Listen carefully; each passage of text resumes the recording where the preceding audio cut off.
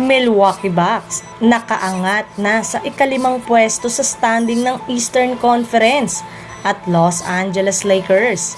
Kailangan na nga daw pabalikin si Dwight Howard sa kanilang lineup ngayong season. Yan nga ang pag-uusapan natin ngayon mga ka-front court for today's video. Naipanalo ulit ngang muli ng Milwaukee Bucks ang kanilang game kahapon kontra sa Charlotte Hornets sa score na 125-119 sa pagkakaroon ng halimaw na performance sina Giannis Antetokounmpo at Damian Lillard.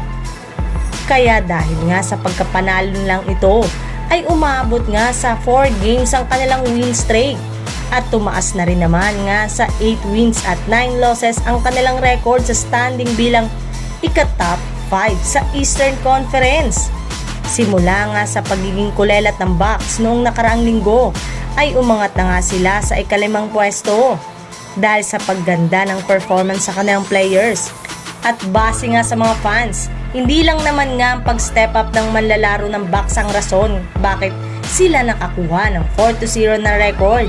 Ito nga ay dahil sa kanilang lucky charm na si Thanasis Antetokounmpo. Simula nga ng manood ito ng kanilang mga laro sa mismong venue ay nagkaroon na nga sila ng 4 na sunod-sunod na panalo. Kaya kung ipagpapatuloy pa nga ang panonood dito ng mga susunod na laro ng Milwaukee ay hindi malabo na umangat pa sila sa standing lalo pat 2.5 games lang naman nga ang pagitan sa kanila ng ika-top 3 na Orlando Magic at 1.5 games naman sa ika-top 4 na New York Knicks.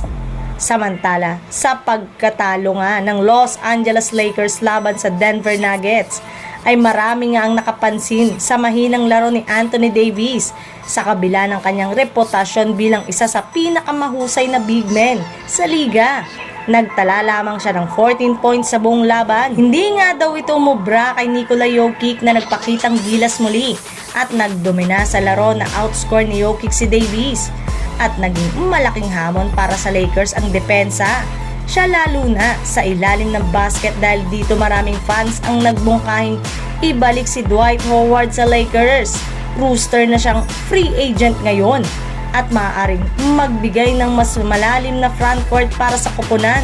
Sinasabi rin ng iba na pwedeng palitan ni Howard si Gabe Vincent sa lineup upang mapalakas ang depensa ng Lakers, partikular na sa laban sa mga dominanteng big men tulad ni Jokic.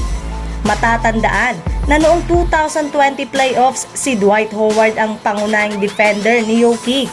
Sa panahong yon, naging epektibo si Howard sa pagpigil kay Jokic sa ilalim ng basket na naging susi sa tagumpay ng Lakers. Sa sitwasyong ito, may punto ang mga fans sa kanilang panukala, lalo tila kailangan ng Lakers ng isang matibay na presensya sa paint. Ang pagbabalik ni Dwight Howard ay maaaring magdala ng karanasan at lakas na kinakailangan ng Lakers upang harapin ang mga hamon sa kasalukuyang NBA season.